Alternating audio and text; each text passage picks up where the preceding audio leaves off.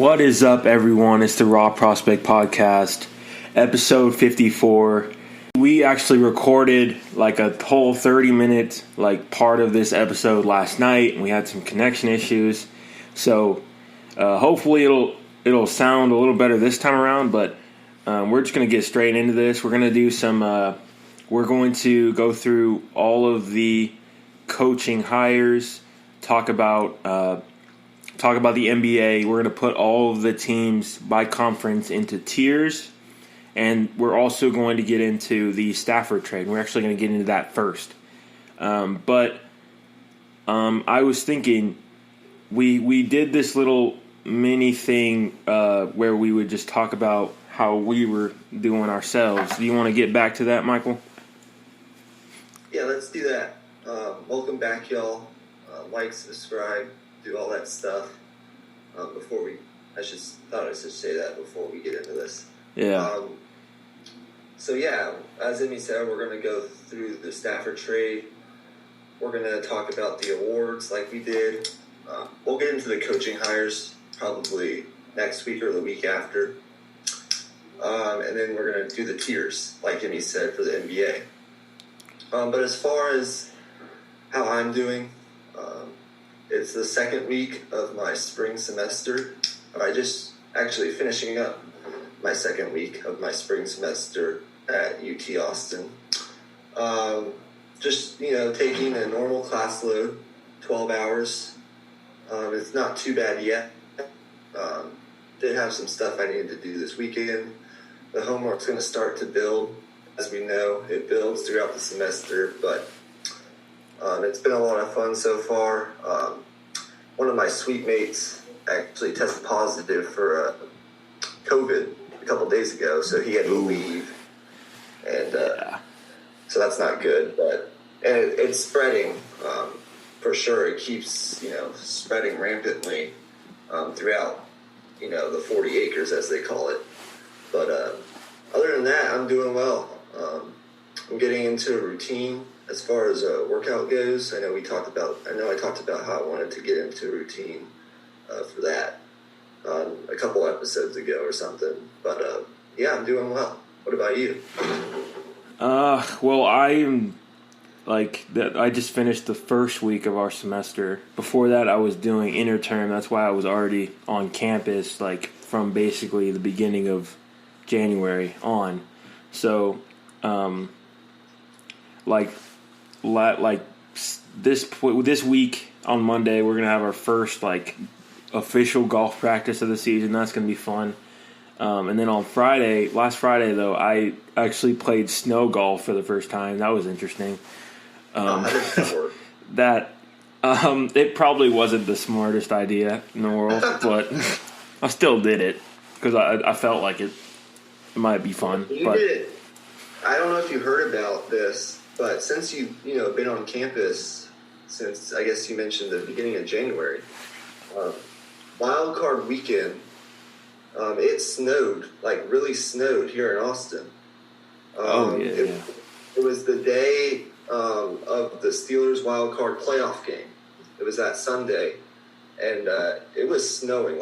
I got some pictures on my phone, and it was actually sticking to the ground. And the golf course, I live on the golf course, number 10 at the UT Golf Club. It was white, everything white. And we never, people in Austin really haven't seen that. Usually in the couple times that school did get canceled, in middle school or high school for snow day, it was just, a couple, snowflakes here and there. Yeah. But this was legit snow.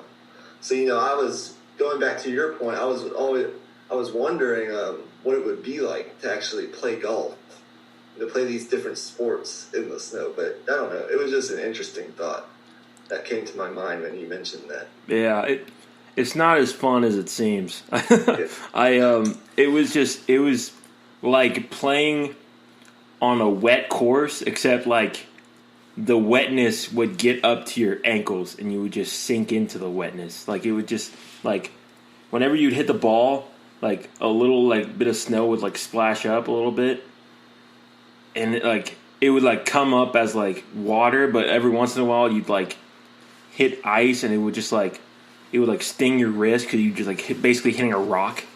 Yeah, it was not that great. I don't know why I did that, but how was it like to putt? I just like used a rake and like cleared like the line that I wanted to go on, so I could kind of like get a semblance of like what it would actually be. But I mean, the green was like really like firm because it had like a layer of frost on top. So it was, I don't know, it was just everything was different. But now, I mean, we're getting some pretty good weather, so it's nice. But anyways, with that, if you don't have anything else you want to say, yeah, let's get into the breaking news. This blockbuster trade that was reported last night when we were trying to record this episode, and we gave like our initial reaction, just straight off the noggin. But now we're actually going to dive deeper now that we've had, basically 24 hours to think about this. So I'll let you go first. For the people out there, the deal is Matthew Stafford going to the Los Angeles Rams in exchange for Jared Goff, a third-round pick this year, and 2 future first-round picks, those slated in 2022 and 2023. All that going back to Detroit. So I want to get your thoughts, kind of from both perspectives here, and like how you would assess, like how would you grade the trade for both of these teams? Right. So I've watched like a lot of YouTube videos, and like I've listened to a bunch of podcasts today trying to like get the main consensus of what people are thinking when it comes to this trade. And a lot of people were high on the Rams move. I saw like a lot of A's, high B's in terms of grading the trade. But for the Lions, it was a little bit of everything. A lot of people were confused as to why they didn't get a pick for this year's draft so they could get immediate return for the trade. But here's my thinking that they had. I think they're trying to play the long game with this. This is not going to be a rebuild where we're going to get all these draft picks and draft people and throw them in right away. I think they're just going to try to play the long game, be competitive somewhat be competitive somewhat, like a lot like what the Panthers did this year. Probably lose a bunch of games, but still be in games, play with effort, build a culture, because I think that is the biggest thing Detroit needs to do. The last couple of years, it's just been a mess over there. They've had a lot of issues with effort more than anything, I think, especially defensively. And I think taking a couple years to establish that culture so that when you get the picks, you can help them develop into a established, well-rounded system that's already has a plan. So that's kind of my thinking. So I think this is a win-win trade for both sides. I would agree with that. I'm going to address it from both sides and kind of what I think. Let's do from the Detroit perspective first. For me, I like this haul for Matt Stafford. I give Detroit an A-, and here's why. First of all, you get a younger quarterback, Jared Goff, who has playoff experience. He can provide solid, competent quarterback play for Detroit for at least the next 2 to 3 years. We know he's under contract for 4, but he can be like that bridge quarterback that we're talking about while you start to build around him. He's going to be a solid, competent quarterback. I think he was 20th over the past 3 years. He ranks 20th and metric, expected points added. You can kind of compartmentalize what that entails. But, he's solid. He'll be solid for them. I do like the fact that they were able to haul in 2 future first-round picks. So next year and the year after, they'll have their own pick, which will likely be pretty high, assuming they don't win a lot of games. And then they'll have the Rams pick, which will probably be a little bit lower because we think the Rams are going to be pretty good. They'll be a playoff team. That's what we think at least. So they'll have that. They'll have 2 first-round picks for each of the next 2 years, and they can even use that draft capital to potentially move up. And, if they have a player they like or there's another young quarterback they like, they could use some of that capital they acquired to go to move up and get the player they want. But the reason, I didn't give it an A, because I really like this for Detroit. I think people are underrating this trade, is for the obvious reason that, Jared Goff's contract isn't necessarily ideal for Detroit, a team that wants to have a lot of cap space. You want to keep kind of your future open. A lot of free agents on the market. You don't want to inhibit that cap space, especially if you're a rebuilding team like Detroit is. But, starting quarterback play in the NFL isn't cheap nowadays. I mean, there's, I guess, a couple examples in the past couple of years of teams that got bargains, what you call good deals with, veteran quarterbacks. But unless a quarterback is on a rookie deal, it's going to cost you money. So that aspect isn't necessarily ideal, and that's why I kind of took it from an A to A minus. But I really like this for Detroit. Now, for Los Angeles, this is where it's really interesting. Everyone likes, obviously, Matt Stafford. Very talented quarterback, right? And I agree with that. And I think he is an upgrade over Jared Goff, for sure. Absolutely. And he's going to elevate, assuming he stays healthy and everything, he's going to elevate the Los Angeles Rams' ceiling as a team, in my opinion. But, and also, the thing that we learned about the Rams now is they clearly value acquiring star caliber players over draft picks. By the time they pick again in the first round, it will be 2024. There will be 7 or 8 years between first round picks, between the Goff pick and their next one, assuming they don't trade back into the first round. So they clearly value acquiring star talent more than, drafting and developing through the draft. And I understand that. You're in a market where you have the Los Angeles Lakers. You got LeBron and AD. They're contending for championships every year now. You have the Los Angeles Dodgers. They're contending for a World Series ring every single year, and they just won it this past year.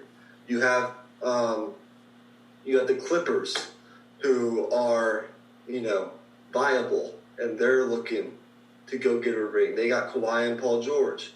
You even have the Angels, who, even though they aren't necessarily a contender, they still have some star players. Anthony Rendon, Mike Trout.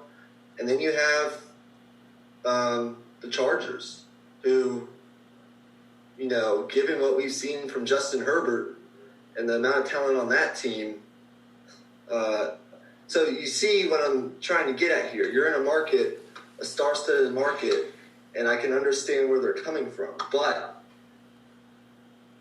I don't think it will, but if it backfires, what is your plan? That's what I need to know. First of all, we know Stafford's talented, and we know, obviously, the Rams roster is a lot better than what he had in Detroit. But you're going from the NFC North, which is a decent division, to now what I think is the best division now by a lot in football. I mean, you talk about the NFC West, you're going to a division where all four teams, if they're healthy, could make an argument to get into the playoffs next year. I mean, they're all that good. And who knows? I mean, the 49ers could make a move for a better quarterback, and then it will get even harder. And you're still going to a division where you're still probably going to be the second or third best quarterback in your division. I mean, Russ is first, and then, Kyler Murray is only going to continue to get better if he stays healthy. Who knows what the 49ers will do? So, I mean, there's no guarantees in this division. And now that you've mortgaged all of that capital for the future, if this doesn't work out, and, you're paying a lot of people, so if this doesn't work out and you can't pay all your stars, what is your strategy? Obviously, I don't think it will, but that's kind of the high-risk, high-reward risk that the Rams are taking here. So I'll let you kind of respond to that, and then I have one more thing I kind of want to say about Stafford himself. But overall, I give the Rams a B, a solid B. He is an upgrade over Goff. It's just, in my opinion, a higher risk move than I think some people are, I guess, considering it to be. But I want to get your response to that, and then I have one more thing I want to say. Right, and you hit it right on the head. It's definitely a high-risk move. And another key thing is, can they keep their offensive line intact? This year, this was a good offensive line, but you have Andrew Whitworth, who is 40 years old and has been contemplating retirement for, it feels like, for 5 years, it seems like. And he might be gone. And then how are you going to replace a quality left tackle on the fly like that when you have no draft picks and no cap space? Like, things like that, like unexpected, like losing players, when you don't have flexibility in terms of roster management, that makes it hard to build a team year in, year out, because unexpected things happen.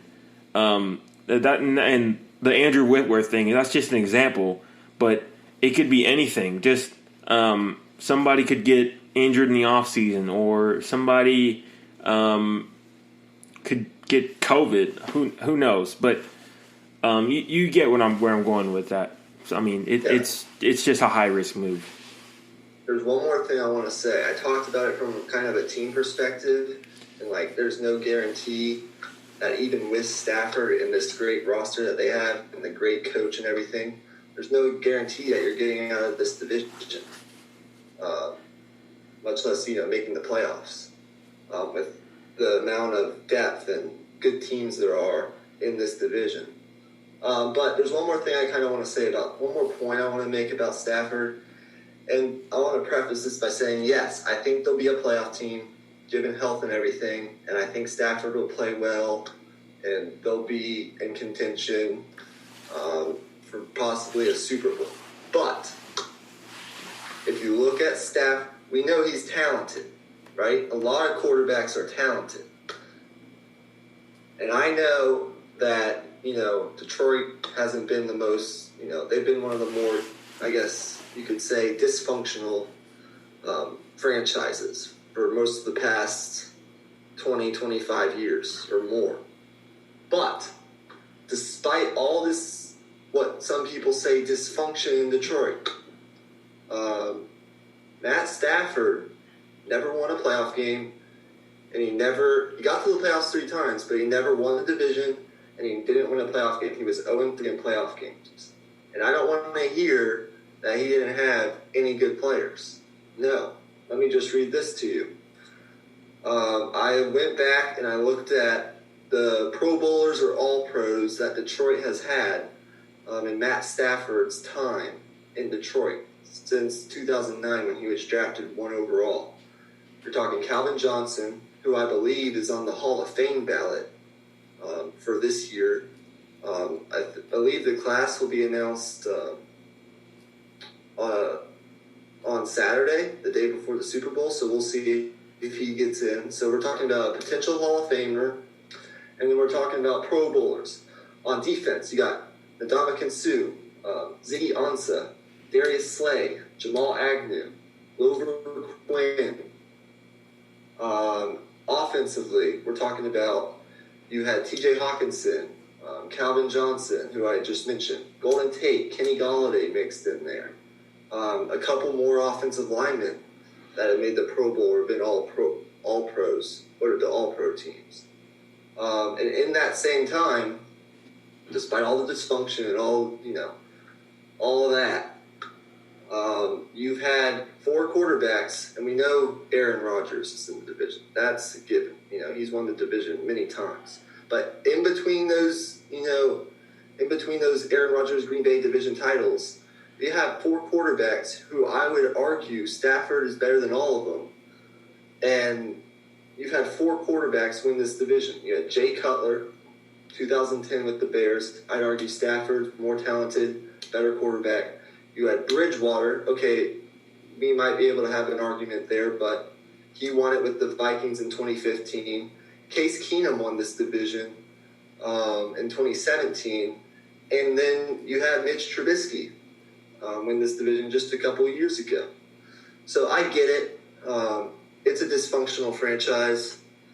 But sometimes, you've been in a place 12 years. You've even gotten some breaks with, injuries to, Aaron Rodgers and such. But sometimes when you're in a place 12 years and you have, some talent, you got some good players around you, can you at least win one playoff game? Can you win one division title? Jay Cutler did it. Case Keenum did it. Mitch Trubisky did it. I think it's going to work, but I still need to see him win. This is the knock. And I don't know, it's just something to think about. People out there saying, oh, this is going to be, this automatically puts the Rams into, playoff kind of Super Bowl caliber tier. But, let's just wait and see what Stafford does. Right. And I'm definitely with you there. Yeah, I'm definitely with you there. If you look at Stafford, he still he makes incredible plays, but he also makes plays from time to time where you go, why did he throw that? Stuff that veteran quarterbacks would have hashed out and would never do. He has some of those bonehead plays from time to time where you just go, what? Why are you doing that? But we're definitely going to find out what he's made of in these next couple years. And that's all I really wanted for him. I want to see if he can win. I don't want his career to just be wasted completely. That would just be a shame. But I want to see it work. I like Matthew Stafford. I think in his time in Detroit, I think he was underrated. Right. But, you just want to see him win now. He hasn't done it yet. I think he will, but it's good to see that he's going to a team that's been, I guess one of the more, good front office. He's going to have his best coach that he's probably had in his career, all that stuff. But, we all want to see him succeed, but just some things to think about. Now, before we get to NFL awards, I just want to say it was reported by CBS Sports that the Niners, the Colts, the Panthers, the Washington football team, and the Broncos were all in the competition, the bidding for Matthew Stafford's services. So what that's basically telling you is all of those teams are looking for a quarterback. And from what we've heard, with some of the quarterback carousel stuff that we've heard, the rumors that we've heard so far, if this is any sign, if this trade is any sign, we're in for a great story-filled offseason. Right. And then one more thing. This is the first time in NFL history that 2 former number 1 overall picks were traded for each other. Wow. So, there you go.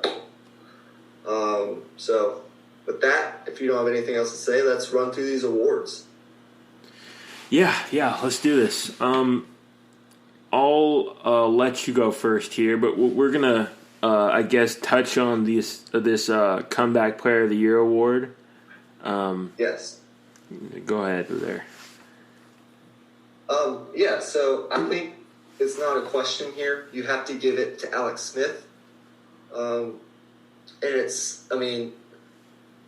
they had a winning record. Washington football team had a winning record when he played quarterback. I don't have the stats, but you don't need stats. Just from the simple fact of what he was, I don't think some people understand what he actually went through and what he had to overcome. 17 leg surgeries, procedures on that leg. You had talk of potentially amputating the leg, never walking again. Possibly at one point they weren't sure he was going to live through this.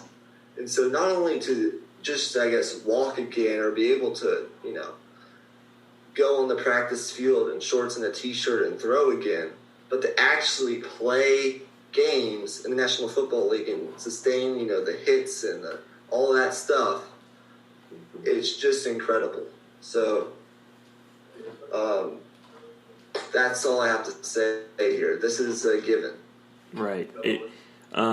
6 touchdowns, 8 interceptions, 1,500 yards. I think he went 4-1 or 5-1 as a starter. I can't exactly remember which he was, but it's a no-brainer here. There's no one that really compares in terms of story and just like coming back and being competent on the field. Like if I were to have predicted who would have won this award before the season started, I would have probably said Ben Roethlisberger or maybe Rob Gronkowski, but that's a little bit more of a long shot. But I was not expecting Alex Smith to even play football again, let alone be as effective as he was. Exactly. So with that, let's run through the other 6 awards. Coach of the Year. Go ahead. All right. I had Kevin Stefanski winning this award. Coach of the Cleveland Browns, first-year coach.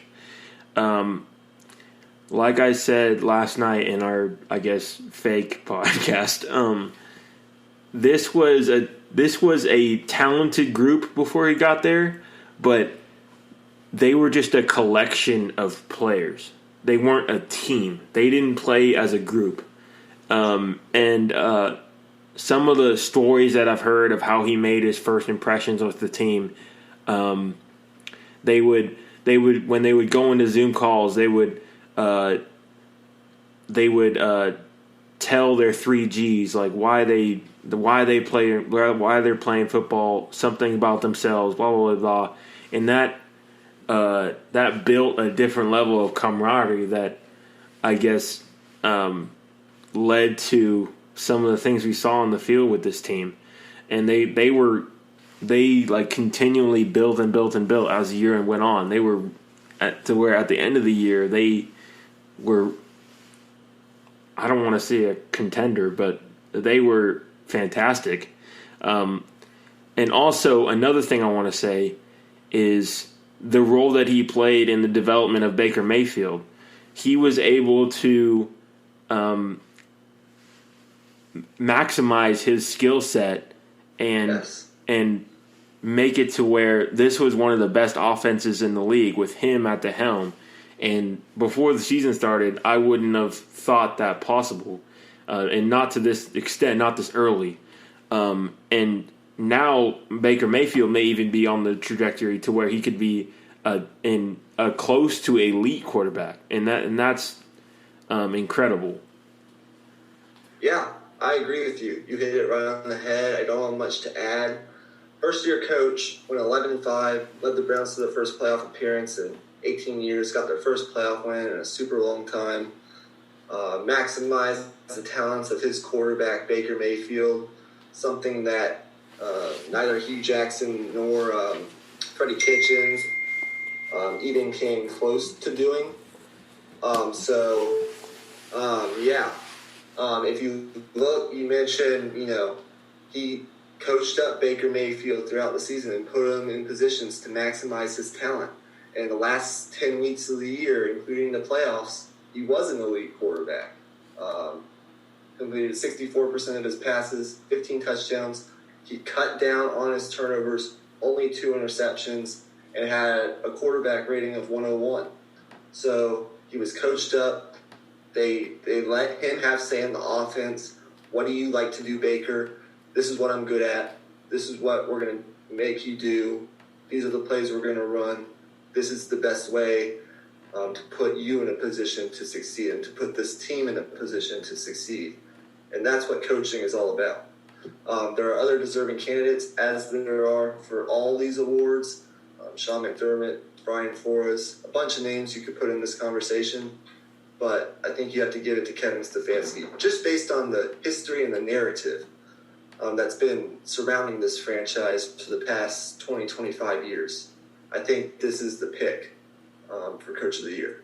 Right. Let's just real quickly acknowledge an award that we don't give out, that we haven't given out in past episodes when we've done NFL or NBA awards, and that's Executive of the Year.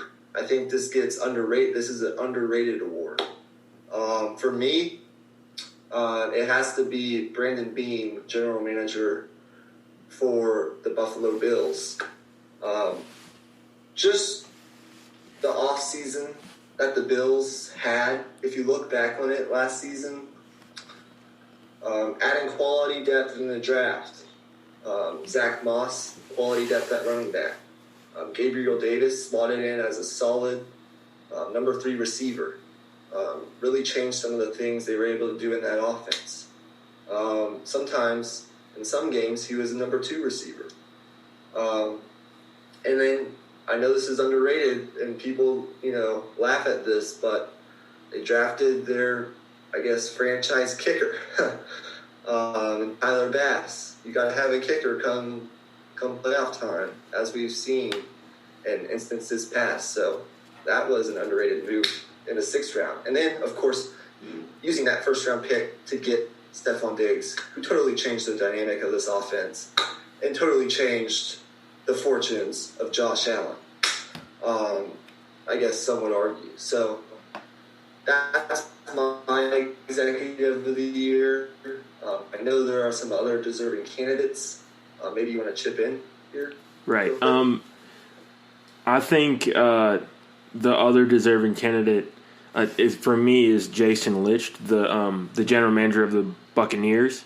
I'm kind of like yesterday I said Brandon Beane, but now that I've had an extra day to look back on it and think about what each of them did, I'm kind of like more even with them. I think it could go either way. If you look at what Jason Licht was able to do, obviously he brought in Tom Brady. But if you want to talk about kind of a all-in mindset, this was the epitome of that. He traded for Gronkowski, a risky move.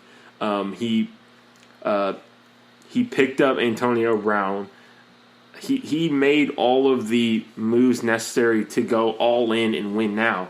And we saw that some of the other contenders, they didn't even do that. So I think the guts to go out and say, we're going to go for the Super Bowl right now this year, and we're going to become a contender and go all in. I think that was really impressive and underrated as well. Absolutely. Let's move on here. Offensive and defensive Rookie of the Year.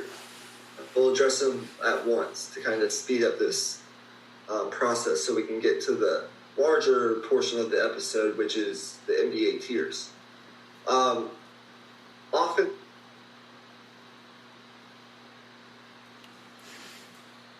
connection issues. Ooh. Okay.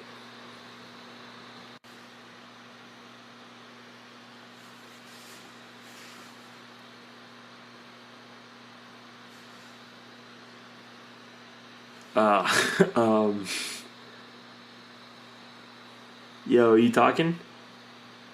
Category. It happened again.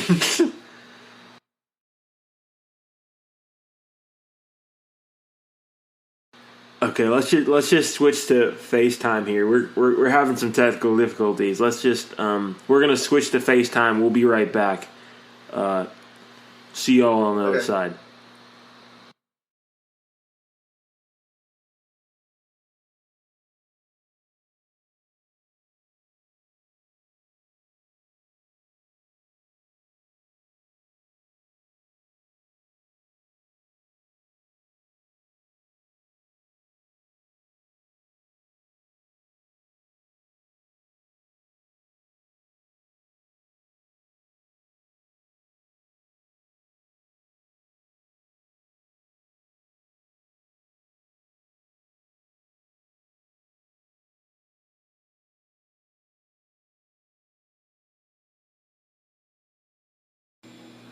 All right, y'all, we are back. Sorry about the technical difficulties, but we're going to get it right where we left off. Offensive Rookie of the Year. Michael, go right ahead. Yeah, so Offensive Rookie of the Year for me is Justin Herbert, quarterback for the Los Angeles Chargers. Rookie quarterback, I should say.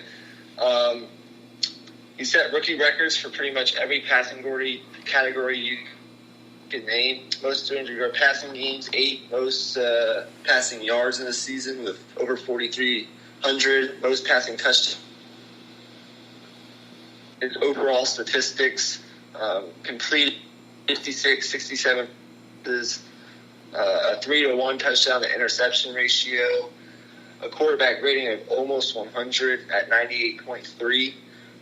In the last 4 games, he led the Chargers to 4 straight wins, completing 72% of his passes, 8 touchdowns to only 1 interception, with a quarterback rating of 112. So a lot of deserving candidates, but Justin Herbert is the way to go here. Right. I'm going to be right with you there. Obviously, I got to mention Justin Jefferson when we're talking Offensive Rookie of the Year. He had a all-pro caliber season as a rookie, which is extremely impressive what he was able to do.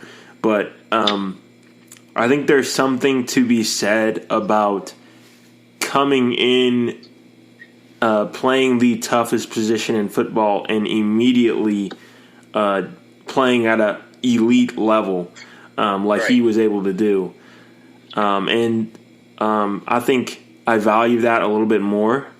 But that definitely doesn't take away from what Justin Jefferson was able to do. I think he's going to be a star receiver for a long time. But I got to give it to Justin Herbert because for all the reasons that you said, the statistics were amazing. But also, there were games where he was the sole reason that they were even competitive. Like he just raised the ceiling of the team completely. Exactly. So for defensive Rookie of the Year, I went with Chase Young, the second overall pick in last year's draft from Ohio State, the defensive end, as my pick here. But there are other deserving candidates, one of which is Jeremy Chin, a safety from Southern Illinois University that the Panthers drafted in last year's draft. Very overlooked here.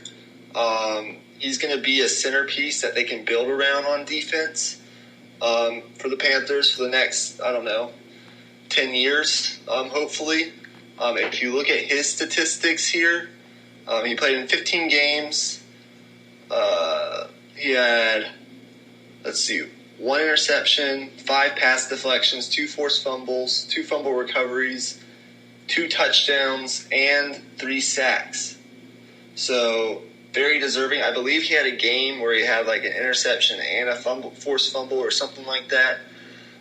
So there are a lot of deserving candidates, but I just think when it comes to voting, people are going to recognize Chase Young, not only because of the whole body of work, the 7.5 sacks, the 12 quarterback hits, the 10 tackles for loss, 4 forced fumbles, 3 fumble recoveries, and the touchdown that he scored.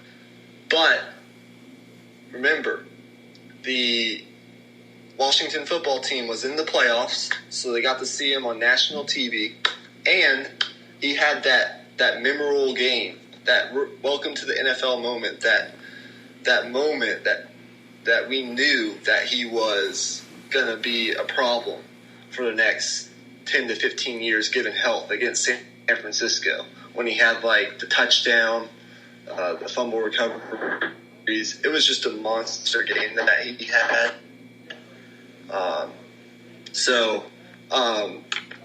I think when it comes to voting, that's what they're going to remember. But that doesn't take away from, like you said, it doesn't take away from what these other deserving candidates did. Jeremy Chin, Patrick Queen, you name it. Right. So that's my pick. Right. I guess taking out a lot of the controversy here, we're kind of on the same wavelength with all of these. I went with Chase Young as well. I guess the stats weren't like crazy. They maybe weren't as like jaw dropping as you would expect, but in terms of impact on the field, every time you watched the Washington football team play, you could see the impact that he was making, and that's that goes beyond what any box score will say. So, definitely going to be a great player for a long time. Yes, absolutely. Given his health, and that goes for all these players, obviously, he's going to be probably a perennial Pro Bowler. He'll make probably a couple All-Pro teams, and he'll be a centerpiece of that Washington football team franchise for years to come. So, with that, we have 2 more awards to give out. Defensive Player of the Year and Most Valuable Player. Let's address Defensive Player of the Year first. Who did you go with here? Defensive Player of the Year, I went with Aaron Donald. This one was really tough. This one was between 3 guys for me: Aaron Donald, T.J. Watt, and what's his name? The corner for Miami. Xavier Howard? Yes. I'm sorry. I didn't mean to curse there. Excuse me. Xavier Howard. He was amazing this year over there in Miami. All of these guys were. But the reason why I went with Aaron Donald was I feel like at his position, not only is he at the hardest position on defense in terms of getting numbers at defensive tackle, but also he's in a position where he can have a more profound impact on the game than a edge rusher can, because he's involved in all of the running plays. He's involved in keeping the line of scrimmage more than an edge rusher would, and he's getting double teamed and still being extremely productive and just a game record, game in and game out. Not that any of these other players aren't game wreckers, but I think Aaron Donald is. I think he's at that point where he's like at that LeBron James level to where he should be. He's probably should be getting this award every single year. He's just that good. Yeah, you're probably right. And happening. He's already won like 2 or 3 of these awards already. As you mentioned, time of his career, he's the 2nd or 3rd best player in the entire league. Some would say. Right. We totally get all that. We with Aaron Donald, known for the past 4 or 5 years, Bills. And this could just be coming from a Pittsburgh Steelers perspective. But I went with linebacker, the edge. Steelers, if you look at just what the output, statistical output, he made this year for this defense, 15 sacks, that's first. Quarterback hits, 41, that's first. Quarterback pressures, 57, that's first. Tackles for loss, 23, that's first. Pass deflections, 7, that's first among linebackers. Just pretty much every category. If he wasn't first, he was second or third, and he was first in a lot of categories. So yes, a lot of deserving candidates. You could go a lot of different ways here, as you mentioned. I mean, Xavier Howard, one of the more underrated players in the league. Not enough people talk about what he's been able to do up to this point in his career. But yeah.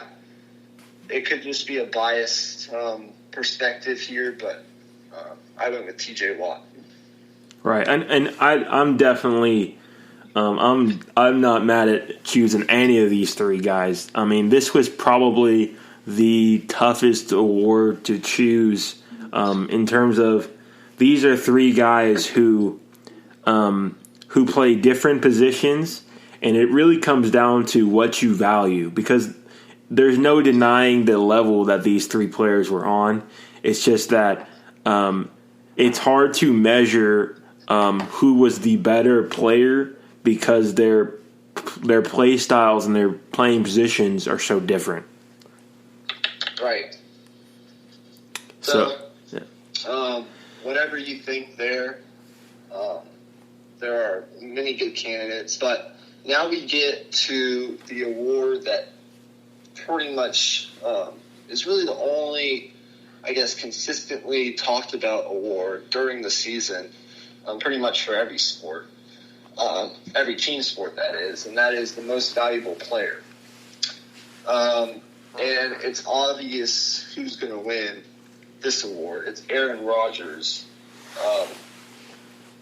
And I guess I don't really have to say why, but I'll just reiterate it again. Aaron Rodgers this year completed over 70% of his passes through an entire season, which is very impressive. That's like Drew Brees type stuff right there. Threw for about 4,300 yards, 48 touchdowns, only 5 picks in the regular season. I'm talking about the regular season. And had a quarterback rating. He broke his own record for quarterback rating that he previously set in 2010 or 2011, the year they went to the Super Bowl and beat the Steelers with a 121.5 quarterback rating, which is just madly insane. And on top of that, he became the first quarterback to have 3 seasons with 40-plus passing touchdowns. And he also became the first quarterback to record a 100-plus passer rating in 14 games within a regular season. There had been 2 quarterbacks previously to record a 100-plus passer rating in 13 games. Those are Aaron Rodgers in 2011 when he did it 13 times, and Patrick Mahomes in 2018 when he did it 13 times. Now, both those times those quarterbacks did that, they won MVP. So you have to expect Aaron Rodgers would win MVP again here this year. Just what he was able to do. There are, I guess if I had to rank them, the candidates, I'd probably say Rodgers, then Mahomes, then Brady, then Allen. But, you could argue some there. But this award's going to go to Aaron Rodgers. Let's not waste any time, arguing for these other players, even though they are very deserving and probably would win in any other season. But Aaron Rodgers just had a season that was on a whole nother level. Right. I completely agree. We're across the board. We went a clean sweep of agreeing here. Aaron Rodgers. There's no debate here. If you look at the other candidates, none of them were as consistent and as right. I don't want to say as dominant. Some of them were as dominant at certain points of the year, but definitely not as consistent. And the way that Aaron Rodgers was winning as well was what made it even more impressive. Like, he was just breaking down defenses week in and week out, and it became just like typical. Like, he normalized it.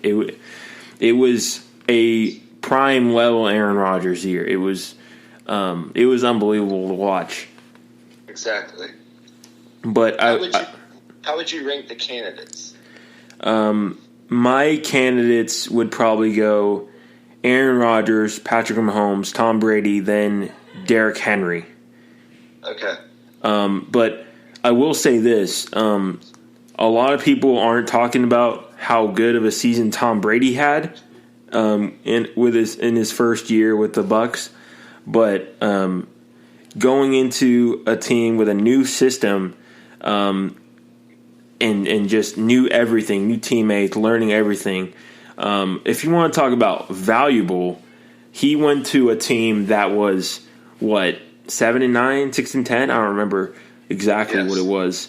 But he went to a team that was at best mediocre last year, and he goes in there and he completely changes the outlook of the franchise as soon as he shows up, and leads them to a Super Bowl. I mean, if you want to talk about value, hard to argue with that. He should be up there in that top three, but he just wasn't quite as consistent as Aaron Rodgers was, which is why you can't really give it to him this year, but maybe next year for sure.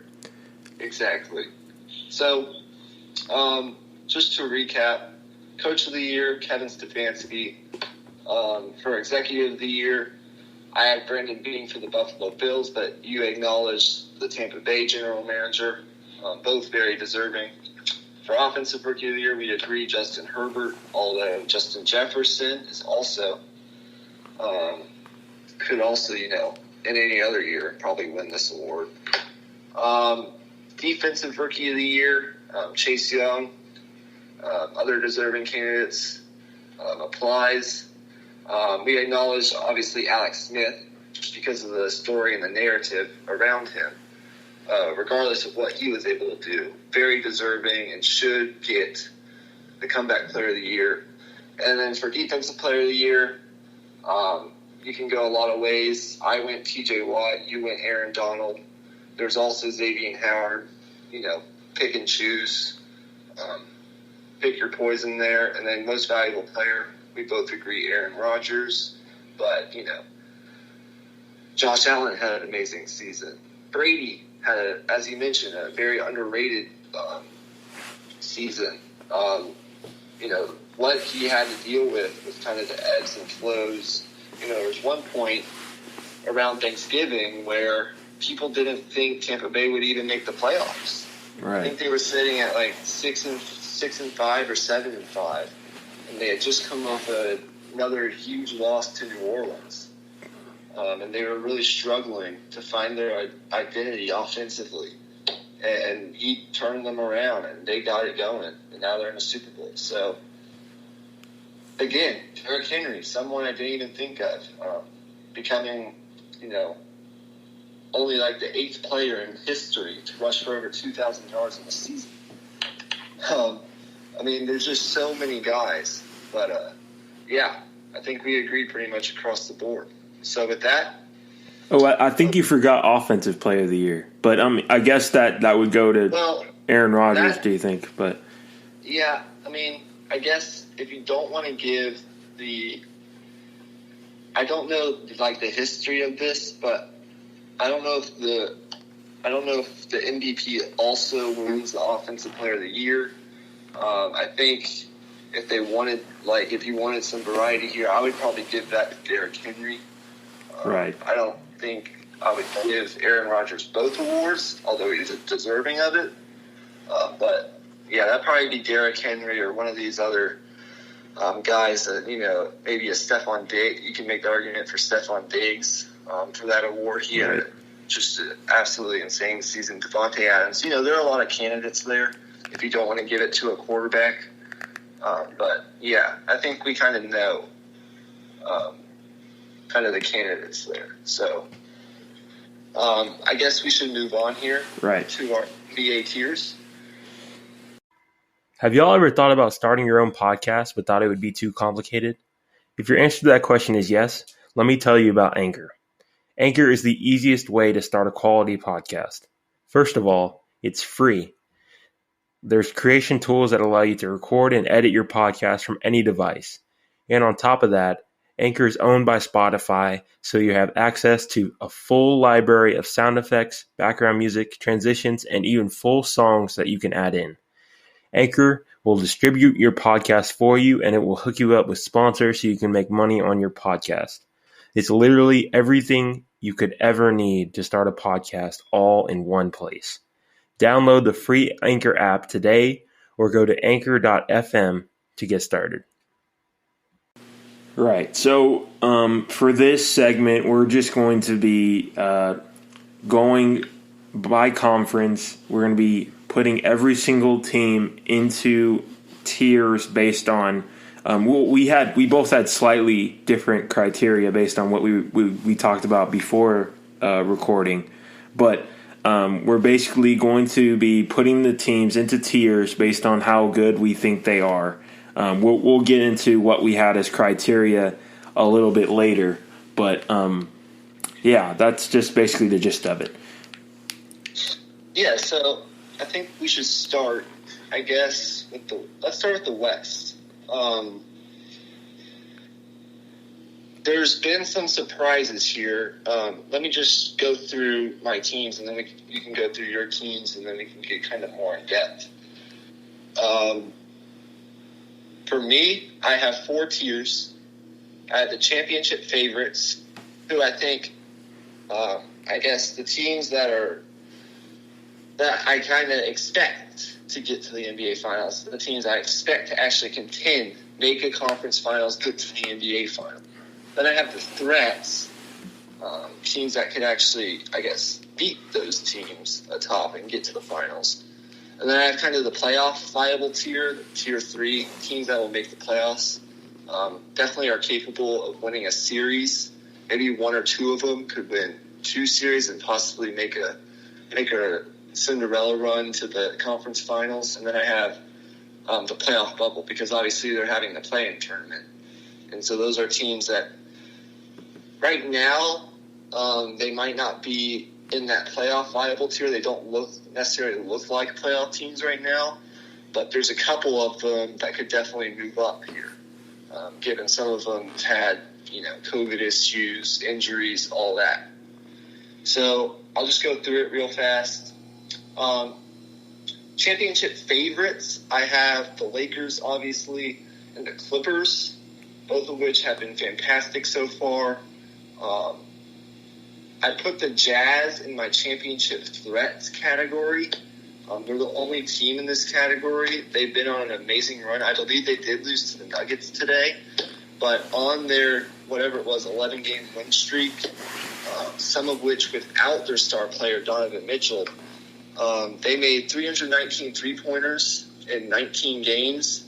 That's the most ever by any team through a 19-game stretch in NBA history. And in this month alone, January, on this winning streak, they've made 20-plus. I don't know if this streak was broken. I'm not taking into account the game today. But before tonight, they had made 20 or more threes in 7 games just this month. That's the most games a team has had with 20 or more three-pointers in a single month in NBA history. So they're playing really well right now, and as of now, I think they're probably the only team that could really threaten the two Los Angeles teams. For playoff viable, I have Denver. Now starting to play really well. I think they've won 5 out of 6. Jokic is putting up insane numbers again. But they've had some issues, health-wise and stuff. They could definitely move up into that championship threats category. I just need to see more. San Antonio's been a revelation. I guess we'll go more into depth about that. But they look like a playoff team. DeMar looks like he's on a mission to get them somewhere. Some of the young talent we're starting to see really contribute. Obviously, the Phoenix Suns are in this conversation with Chris Paul, Devin Booker, DeAndre Ayton, some of the pieces they've added this past offseason. And then I have Portland and Golden State. Now, on the bubble, I have teams like Memphis, Houston, Dallas, Oklahoma City, Sacramento. Basically, every team I could see being in that bubble conversation based off of what I've seen, except for Minnesota. I think they're pretty much destined for the lottery. So the West is so deep. We talked about this before the season. We say this every year, but it's definitely as deep as it's ever been, if not more deep than it's ever been. I'll go to more in depth, but I want to hear your take on this. Right. So my criteria was slightly different. I went more for what I think these teams will be going into the playoffs, what the seeding might look like, barring health, given if they are fully healthy. But a lot of things will be wonky this year in the standings because of COVID, but in a hypothetical where these teams are healthy, this is what I would see, where I would see these teams tier ranking, I guess. So My top tier is the teams that I can see coming out of the West. The two obvious teams, Clippers and Lakers, those are my top two, but also we agree there right. But I have the Nuggets in that tier as well, simply from the fact that they are a team that I think is built to, I guess, have their ceiling be later in the season. I think they obviously play a lot of games in the bubble, and I think they're trying to find their stride still, and I think they'll hit their stride when it matters, and they'll be right up there in those top seeds, and they'll have a real chance at coming out of the West if when it comes down to it. But it's going to come down to Michael Porter Jr. The only reason I put them there is because I'm high on Michael Porter Jr. They have to have elite big three play for that to come into play. So my next tier, that's more my dark horse championship threats tier, as you would call it. I have the Jazz in that tier simply because, like you said, their shooting numbers are incredible right now. I don't know how sustainable that is. They're shooting at a incredible clip, but if they were to sustain this, then they're definitely contenders. The thing with the Jazz that I think is interesting is this is the second year that this group has been together. Obviously, Mitchell and Gobert, they've been there for a long time, but Bogdanovich, Conley, some of these role guys, Clarkson, Yang, all these guys are hitting the point where they have meshed and their chemistry is really good. So they're moving the ball and cutting and feeding off each other extremely well. So I think that part of their team is sustainable. Right. But and you look at, sorry to interrupt, but you also look at contributions from sort of, I guess, their other star, Rudy Gobert, who is, let's see, I'm looking at these stats right here. He is averaging 14 boards, that's third, 3 blocks, that's second, and a field goal percentage of 60%, which is eighth. but he's also second in individual plus minus. So the impact he's having goes beyond the stats. Right. And as opposed to, I guess, last year, Mike Conley is contributing as well. I think he's first in the league in individual plus minus. So, and, they were up, what was it? Was it 3-1 on the Nuggets? Right. Last season without Bogdanovich, right? So, yeah. So I get it. I mean, I'll let you keep going, and then I'll say what I want to say. Right.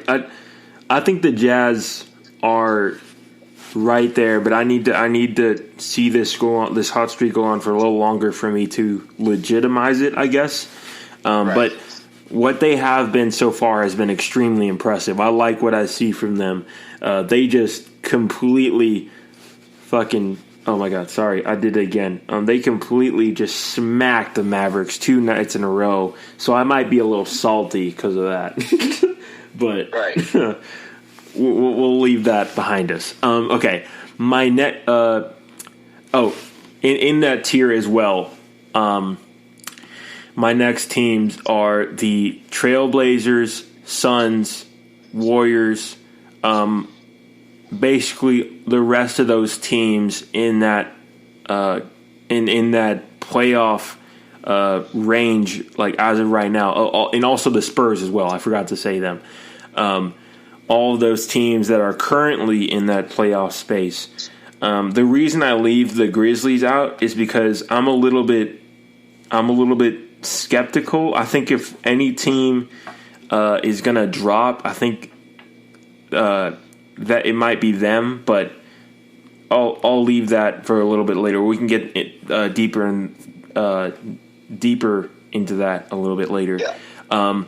So my next tier is like my these are the teams that are going to be competing to play in the play-in tournament. That's the Grizzlies, Thunder, Rockets, Kings, Mavericks, Pelicans. Yes. And I put the Pelicans there lightly because I don't know, because right now they're looking a little shaky, and I think that's a team that could go either way. They could be heading towards the lottery if things really fall off the rails here. I think they could either get hot and start to hit their stride, or things could go awry and they could be down there with the Timberwolves. So I'm a little bit more skeptical of them in that tier, but for the most part, for all these teams, I think I'm pretty confident with where I have them at. I really like this. I think to be able to come from two different perspectives, you're kind of more projecting what you see these teams as going into the playoffs, and I'm kind of more what are they right now? I kind of like how we're doing this here. I'm coming from, I guess, two different perspectives, but I agree with you on Memphis. John Morant's obviously missed some time with an injury, and, they haven't been all the way healthy. They've had some COVID issues, I believe. But I'm a little bit skeptical there still. Where are they getting their source of scoring? Aside from John Morant, I'm not really sure right now. I do agree with you, on Denver, as far as, I guess, a projection outlook standpoint goes. I think you just have to look at last year and what they were able to do near the end of the season, and then that run in the playoffs. Obviously, you hit it right on the head. It all depends on Michael Porter Jr. So I think, there, I agree. I think the Jazz, you also hit it right on the head. These shooting numbers are insane. But will this continue? From a projection standpoint, that's obviously what we need to see. But I think as long as they can stay healthy, they had a couple injuries near the end of the season. And as you said, Quinn Snyder's a really good coach, and they've had this team together for now a couple of years now. So maybe, they can continue this and be dangerous going into the playoffs. But I just want to get in. I don't want to spend too long because I know we've been going for a while now. I don't know the exact time. But I just want to get into a couple other teams real quick. I want to get into the Spurs. I want to talk about the Suns, and then I want to talk about the Mavericks. Okay. Those are just some interesting teams that I want to talk about. Let's throw the Rockets in there as well. They're an interesting team. But okay, cool. Right. So which do you want to do first? It doesn't matter. Okay. Let's talk about the Spurs. I think what they're doing so far this year, you can't overlook the fact that their young players, whatever that they did in the bubble in order to develop them, like they threw them in the fire and they responded. And now coming into this season, they've come in with a new confidence, a new rejuvenated energy. And Keldon Johnson took another step in his development. Obviously, he's always been a incredibly high energy player, but he's mixed that with improved skill offensively, and he's relentless going to the basket. I love watching him play. He's extremely solid. He could be really good alongside DeJounte Murray for a long time. But obviously you can't talk about the Spurs without talking about what DeMar DeRozan has done. I think he should be an all-star, but it's kind of a fan-decided contest, so I wouldn't really hold it against him if he didn't get it. But the way he's played, he's been nothing short of elite this year. He's been fantastic. He's been facilitating. He's played all around. He's been a leader, and the Spurs are rolling a little bit. They're finding themselves. Yeah, as a Spurs fan, I'm really excited to see this. We saw a glimpse of it in the bubble. They started to give their younger players, the bulk of the minutes. They started to involve Keldon Johnson more, get Derek White, DeJounte Murray, and Lonnie Walker more playing time. They started to play faster, and that's kind of transitioned over into this season. You hit it right on the head. Young players, Lonnie Walker and Keldon Johnson, have taken the next step. DeJounte Murray looks really good. He's kind of hitting his stride now, and we're kind of seeing what he's able to do. We knew he was a good defender, but now he's kind of expanded his game offensively. That's what I want to see. He's making better decisions in game. He's kind of developed that part of his game, the decision-making, which I really like. And then, obviously, DeRozan, been fantastic. Not only as like a scorer some nights, like he was a couple nights ago against Denver when he put up 30 in 3 quarters on like 11 out of 13 shooting, which was insane. But as a playmaker, ever since he's gotten to San Antonio, one of the more underrated aspects of his game has been the playmaking ability.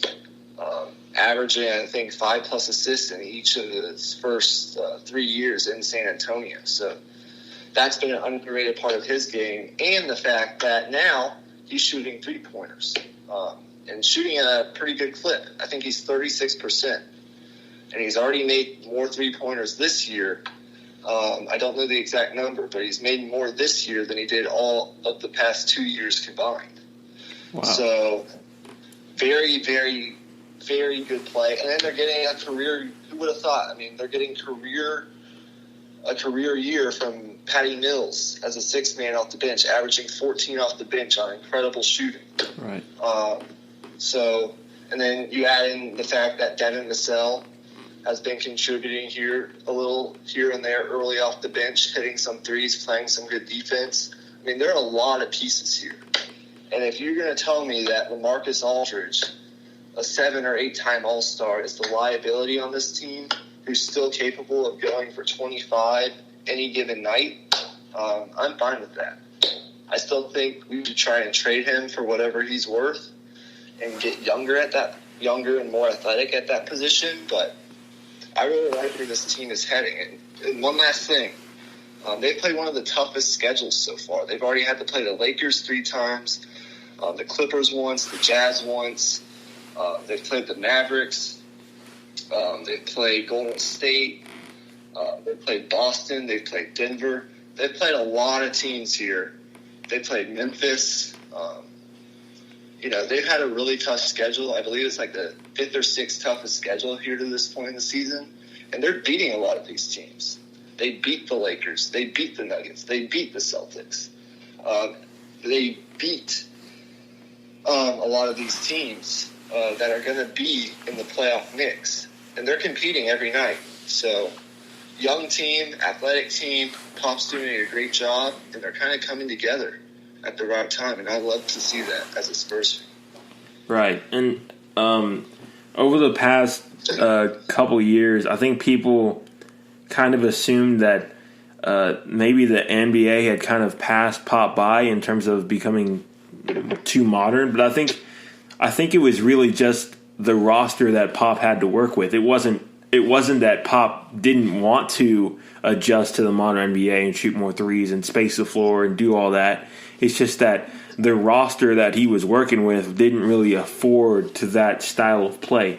And now that he has that, you see them playing with pace a little bit more. You see them doing some of the things that made some of those 2014 Spurs, 2016 Spurs, those teams great. Moving the ball around, playing as a team, playing good defense. And it's really all coming together. And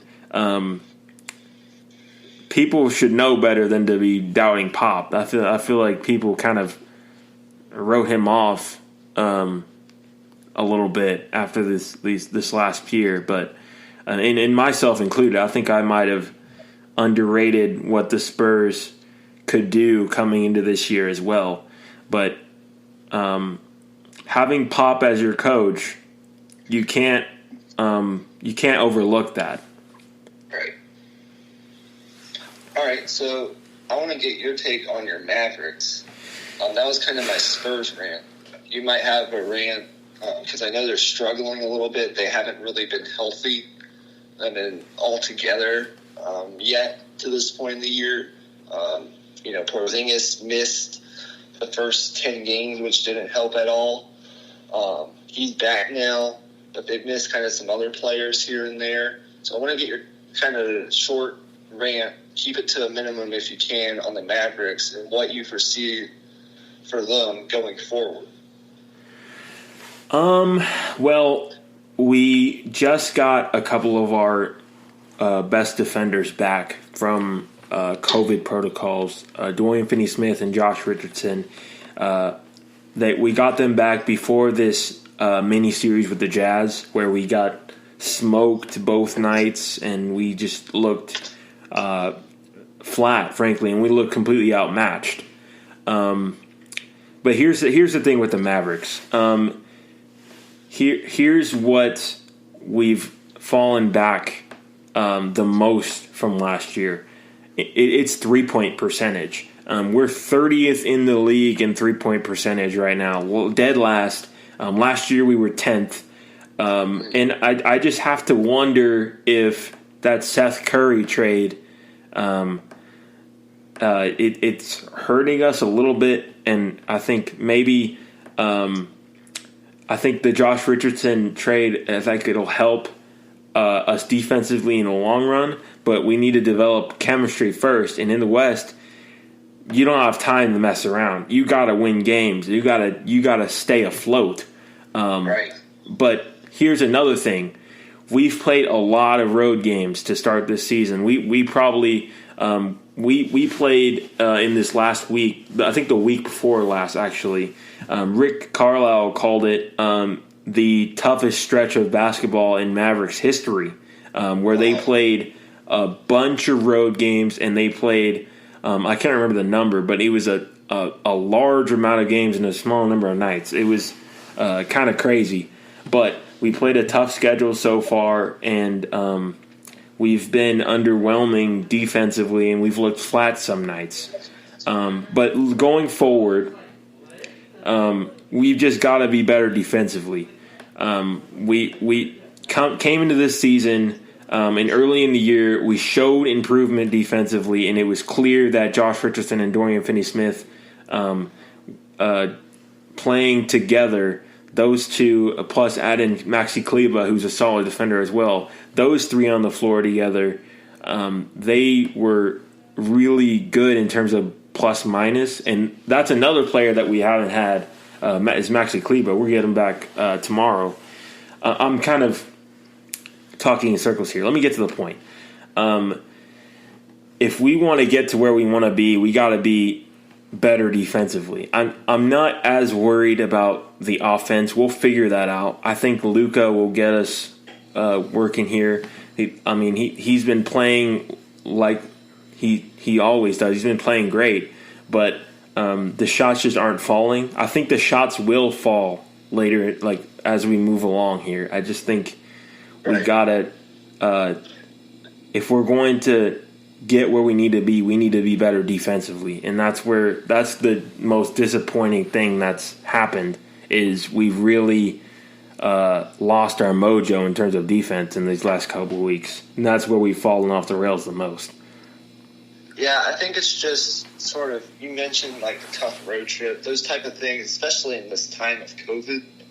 Even though there aren't fans in stands right now, there's still that element of fatigue. I mean, they didn't have the off season they usually do, and there's been injuries, COVID, and all of that, so they just haven't had time to kind of develop chemistry. And with the schedule that they've had, it's been tough. And in the West, you're not catching any breaks. So, I mean, with regards to like who you're playing, unless you get a break here and there with a LeBron and sitting out a game, or you get some help. But yeah, I totally agree. I think the Mavs will be fine going forward. They just got to start knocking down their shots and getting back to playing, giving that energy on the defensive end. Get back to being at least like a middle of the pack defensive team. That will help going forward. I know I'm not sure the total time, but I think we should move to the East and just address some of the major storylines in the East, address our playoff tiers here. And then maybe if we have some extra time at the end, we can come back to anything else you wanted to talk about in the West. Right. I think we can go a little bit more in depth in a different episode. Let's just get the East done here. Since we've covered our teams, our fans, our teams, we won't really need to go that much into depth on these East teams since we're not fans of any of these teams. So, how about you just start with your tiers for this conference? Okay. So, again, I did this in a projecting for the playoffs type of way. So, my first tier, these are the teams that I can realistically see coming out of the East. And this was probably the hardest tier to gauge because there's 4 teams that could be here, but I agree. But it's tough to gauge what these teams will look like come playoff time, especially one of these teams, which I'll get to. And that team is the Sixers. I have a really hard time gauging what they'll be, simply from the fact that their schedule hasn't been very difficult thus far. Obviously, they did just beat the Lakers. That was very impressive. But I need to see it to believe it with this team. We've had so many years where the Sixers, they come out hot out of the gate, and then they just, I don't know, they underwhelm in the playoffs, and I need this team to prove it. I'm not going to put them in this coming out of the East tier for now. My top tier is going to be Milwaukee, Brooklyn, and Boston. These are the teams to me that have established superstars on their teams. Some of these teams have multiple. Obviously, the Nets, their biggest question will be defense. But I think come playoff time, they're going to get maybe a big man or two from the buyout market. They just signed Iman Shumpert, so hopefully he'll bring a little bit more wing defense as well. But the defensive end of the court is going to be the biggest question. But if this team is in a close game in the playoffs and the game is in the balance and they need a bucket, they got three of the best guys in history to go out and do that. What the dynamics of who gets what shot is a whole nother story. But just in terms of talent, there's no reason for me to believe that this team can't go out there and get and win tough, close games based on those top three guys alone. But Milwaukee, obviously, they haven't looked as good as some would have expected to start the year. But I think they're just kind of finding their footing, finding where they're at. I think they're also experimenting with things right now. I think they knew that coming to this year, they need to play differently if they're going to be successful in the playoffs. And I think they're trying to figure out how to do that. And I think that's going to take some time. But I think it will be helpful for them in the long run. That's just why I have them in this top tier. And even with that, they're still sitting in the third seed, which is, I guess that kind of tells you where the East is at. But that's a whole nother story for another day. The third team in this tier is the Celtics. This team, I was kind of in between putting this team in this tier as well. But I believe in Jason Tatum and Jaylen Brown also. And I think those two, if they keep playing at a superstar level, I think that this team can make the finals for sure. And also, I think they have the depth to be able to play solid defense, like up and down the roster. They have good defenders up and down the roster, and I think that matters.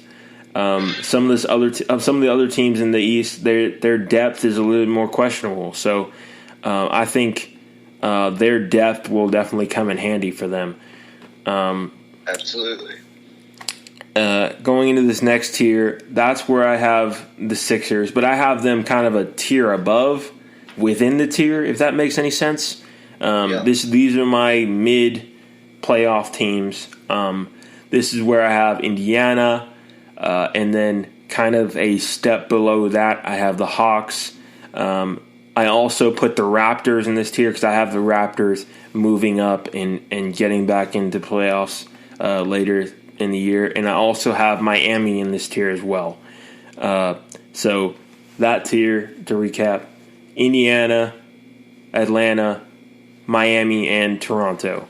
And then everybody else is kind of a step below that in the East. That's where I think you'll have a couple teams that are below 500 make the playoffs. That'll be the Cavs, the Hornets, teams like that, the Bulls. So, yeah.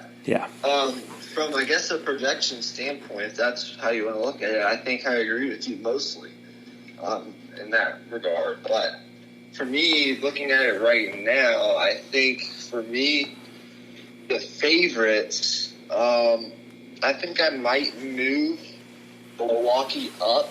I have them in my championship rest just because, right now, they're, as you mentioned, they're experimenting with some things. They're still adjusting to the acquisitions they made in the offseason, so I probably, if you ask me in a couple weeks, I'll probably have them up in my championship favorites along with Philly and Brooklyn, and who knows, maybe Philly, they're going to start playing tougher competition.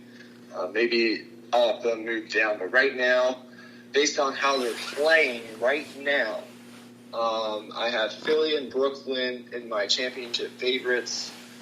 You look at how dominant, and of course, the question is, will this continue? Because this seems like an ongoing trend with Philadelphia. But right now, you could put Joel Embiid in the MVP conversation. Right. That's how good he's been. I like some of the acquisitions they made from a shooting standpoint, acquiring Danny Green and some of the other moves they made. Brooklyn, we've talked about the James Harden trade already, but we knew this was going to be an offensive juggernaut. Since the Harden trade, which now includes 9 games, but I'm not counting tonight, they're 6-2, 6-3 if you count tonight. The number 2 ranked offense, they're number 10 in net rating, number 1 in effective field goal percentage, and number 1 in true shooting percentage. And as you said, they don't play a ton of defense, but I think come trade deadline, and they just added Iman Shumpert, I think they can add a piece to kind of help that perimeter defense or whatnot come when that comes around. So I have them in that tier. Milwaukee and Boston, again, I think we agree on the 4 teams that we could see actually competing for the Eastern Conference. Milwaukee and Boston are just a step below right now. Boston has had some players on, injury, COVID, that type of thing. But Jaylen Brown has taken even another step in his development, and Jason Tatum is continued his fantastic play from last year. So I like them. They just got Kemba Walker back a week or so ago from something. So Milwaukee, obviously, I mentioned they're still kind of experimenting. The playoff viable teams like Indiana, Atlanta, not only getting quality from, Trae Young, but we've seen DeAndre Hunter, which I love to see as a fan of Virginia basketball. Right. He's come on as of late. Some of their other young players have been good so far. I think we kind of expected them to make the playoffs this year in the East, so could definitely see that staying as it is. And then, as you mentioned, I think right now I would put teams like this part of the East was harder for me right. than the West for some weird reason. Like teams like Miami and Toronto, teams that you expect to be in this playoff viable tier. As of right now, I just couldn't put them in that tier. I think you look at a team like Cleveland, which has been a big surprise, maybe the biggest surprise of all. Right. A team that we didn't even think, we thought, okay, they're destined for the lottery. They're not going to be even near the playoffs this year. That's what a lot of people said. But look, Colin Sexton is playing well. Some of the other players they have, they're really playing well right now. Now, will that continue? We don't know. But teams like that, and the Knicks is another one like that. It's just like they're hanging around 500 right now, but will that continue? I think I agree with you mostly on these things. It's just a matter of how they're playing right now, and then what you project them to be going down the road. So, teams like Charlotte that could possibly be on the playoff bubble. The Knicks could be there. Right now, I'd probably include Miami and Toronto on that tier, but obviously they could bolt up. Miami's they've dealt with a bunch of, I think Jimmy Butler's missed 12 or so games. They've dealt with some injuries. Both of them have dealt with some adversity here early in the season, more than I guess the norm for some of these other teams. So I think we generally agree. It's just what is your criteria is where we kind of differ. Right. And the Cavs, one thing I wanted to say is I think they're proof that coaching matters in the NBA. I think JB Bickerstaff has done a really good job finding ways to get the most out of this roster. I think I really underrated how good of a passer Andre Drummond was. I watched a little bit of this team when I think Yahoo Sports did like a league pass preview for like a week. So I watched a bunch of their games, and Andre Drummond, they're using him a lot in the high post as a passer in kind of the two-man game, kind of passing and cutting, handoffs, that kind of offense, and it's been really effective. So I can definitely see Cleveland sustaining this and being a team that is in there in that playoff tournament. Wait, what is it called? The play-in tournament area. Exactly. Yeah. As far as, right now we're a little bit more than 25% through the season, so a little bit more than a quarter of the way through.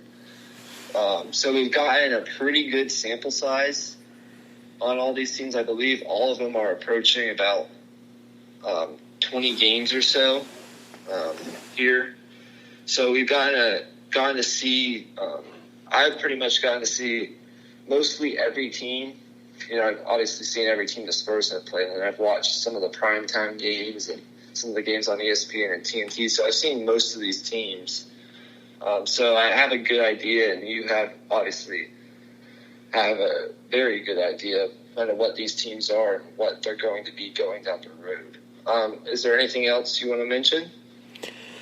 No, not really. I think when you look at the West, I think that middle area of the West, like from like 5 to 13, that's going to be so fun to watch. I don't think I can think of a year where, in recent memory at least, where there's 13 teams that are like not only like competitive but could be like above 500 and just like gonna be in like a bloodbath for that playoff spots. So it's gonna be fun to watch. This is a prime time to be an NBA fan because, as you mentioned, I could see.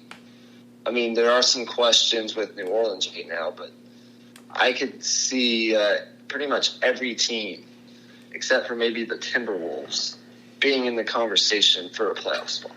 That's how good this is. Now, there are a couple teams, will the Thunder sustain this level of success they've had so far? The Kings, are they going to be able to keep this up? But I think the Mavericks are going to get better.